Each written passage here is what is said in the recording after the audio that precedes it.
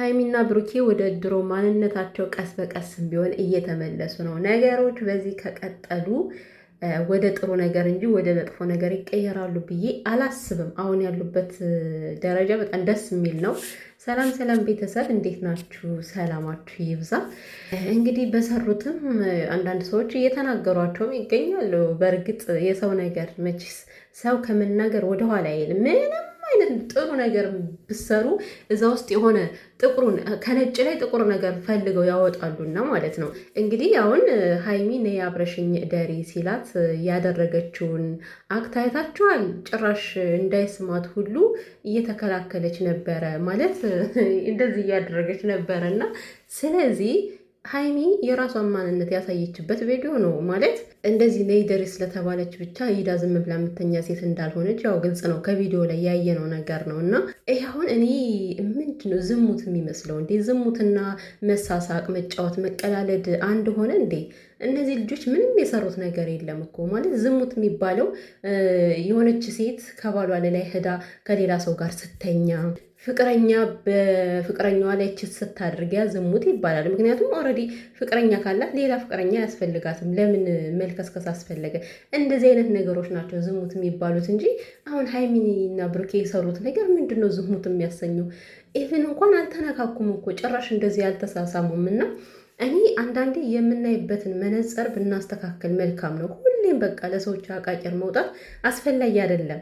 በሰሩት ቪዲዮ ላይ ምንም አቃቂር የሚወጣለት ዝሙት የሚያስብልም ነገር የለውም። ሲቀጥል እነዚህ ልጆች ወደፊት የሚጋቡ አሁን ላይ ደግሞ ፍቅረኛሞች ናቸውና በመካከላቸው ብዙ ነገር ተፈጥሮ ምስቅልቅል ቢልም ነገሩ ግን እንደሚዋደዱ እንደሚፋቀሩ እናውቃለን። እና ፍቅረኛሞች ምን ችግር አለ? ከአንድ አልጋ ቢቀመጡ ከአንድ አልጋ ተቀምጠው ቢላፉ ቢጫወቱ ምንድነው ችግሩ? ምንድነው ዝሙት የሚያሰኘው? ዝሙት ከተባለ በጣም ብዙ ዝሙት የሆኑ ነገሮች አሉና እንደው ዝም ብለን አጉል ፈራጅ ባንሆን መልካም ነው። እኔ ለራሴ ብሩኬ በሳቅ ሊገለኝ የብሩኬ መሽኮርምም ብሩኬ ግን ማለት ነው አልተቻለም። የምሬን ነው።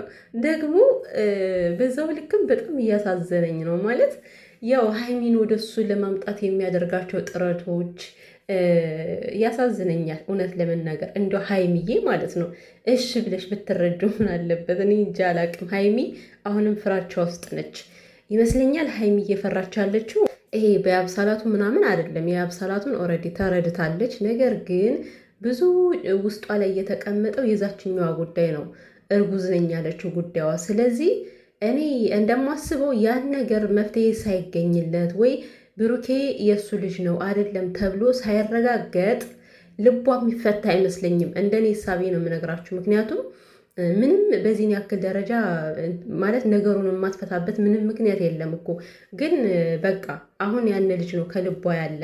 ብሩኬ ልጅ አለው ስለተባለ ጭንቅላቷ አምኖ መቀበል አልቻለም። ከሱ ጋር እንደ ድሮ መሆን አልቻለችም።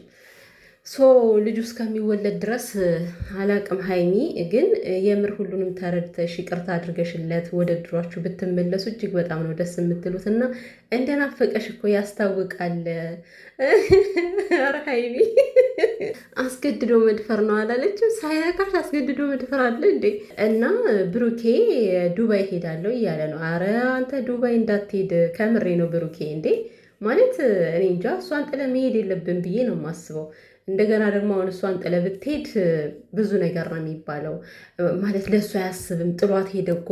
ያው ሰው ዝም ብሎ መሬት ተነስቶ አቃቂር ማውጣት አይደለም የሚወደው። እንደዚህ አይነት ስም ነው የሚሰጥ ደግሞ ማለት ነው። እና ሲጀመር ያው ሀይሚን ለማስበርገግ ፈልገህ እንጂ ያለ እሷ እንደማትሄድ በእርግጠኝነት።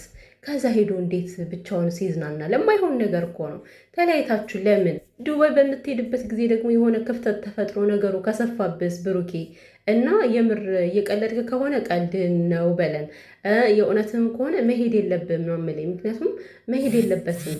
ከሄደ ነገሮች ይበላሻሉ። እና አንዳንድ ሰዎች ደግሞ እንደዚህ አድርጎ ጥሏት ውልቅ ብሎ እንዳይሄድ እየፈራው ነው ስላላቸው እና ቢሄድም በእርግጠኝነት ተነጋግሮ ወይ እሺ ብላው ፈቃደኛው ነው። እሷ መሄድ እንደማትፈልግ አስረግጣ ነግራው፣ ለሱ ግን ፈቅዳለት ነው ሊሄድ የሚችለው እንጂ እንደዚህ በተጣላ በተለያየ ሁኔታ ሊሆን አይችልም። ግን እንደኔ ባሄድ መልካም ነው። እና ብሩኬ ዘና ፈታ ነው ያደረገኝ እናቴቱ። በተለይ ደግሞ ሲሽኮረመም ማለት ነው በፈጣሪ ገና ከመጀመሪያው ጀምሮ ሀይሚ ከመጣችበት ሰዓት ጀምሮ እየሳኩ ነው ቪዲዮ ላይ ያየሁትና የብሩኬ ሁኔታ ላይ በጣም ነው የሚያስቀኝ።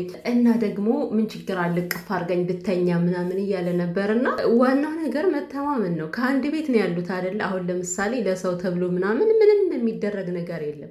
ለምሳሌ ሀይሚና ብሩኬ አሁን ከአንድ ቤት ናቸው። ሰው የሚያስበው አብረው እንደሚያድሩ አብረው የሆነ ነገር እንደሚያደርጉ ነው። የልባቸውን ግን ፈጣሪ ብቻ ነው የሚያውቀው። የምሬ ነው። ሰው የሚረዳው በቃ አብረው እንደሚያድሩ ነው። እና እምነት ካለ ምን ችግር አለ? ተቀብቀፍ ብሎ መተኛት። አሁን ይህንም ዝሙት ነው ልትሉ ነው መቼም። ከምሬ እኮ ነው። ኧረ ከካሜራ ጀርባ ስንቶቻችሁ ናቸው እንደዚህ አድርጋችሁ የምታድሩ? ምንም ባይፈጠርም እንኳን በእርግጠኝነት ከፍቅረኛችሁ ጋር እንደዚህ አይነት አዳር ታሳልፋላችሁ። ዝም ብላችሁ ተቃቅፋችሁ ማደር እና በሰው ላይ ሲሆን ሰዎች ገኖ አይታያችሁ። እንደዚህ አይነት ነገሮች የሚፈጠሩት ደግሞ የሆነ ሕሊና የሌለው ሰው ነው ማለት ልጅቷ ሳትፈልግ አስገድዶ ሌላ ነገር ውስጥ የሚገባው እንጂ ብሩኬ ደግሞ ይሄን ነገር አያደርግም። ጀስት ስለናፈቀችው ቅፍ አርጋኝ ትተኛለ ማለት ነው። ምን ያክል እንደናፈቀችው ነው የተረዳሁት። ግን ጠረንሽ ናፈቀኛል እኮ ብሩኬ። እውነትም በጣም ነው ተቀይሮ ያለው አለ። እውነት ነው። ሁሉ ነገሩ ተቀይሮ አለ አሁን። እና ለማንኛውም አንዳንዴ ሰላም ሲሆኑም ደግሞ ሰላምን መናገር ልመዱ ሰዎች። ምንድን ነው ግን እኔ የሰው ችግር ግራ ነው የሚገባኝ። ያው ሲጣሉ መከራ ነው፣ ውርጅቤ ነው የምትወርድባቸው። ሲታረቁም ደግሞ ዝሙት ነው ምናምን ቅብር ጥሴ ትላላችሁ ማለት ነው። አስፈላጊ አይደለም በቃ።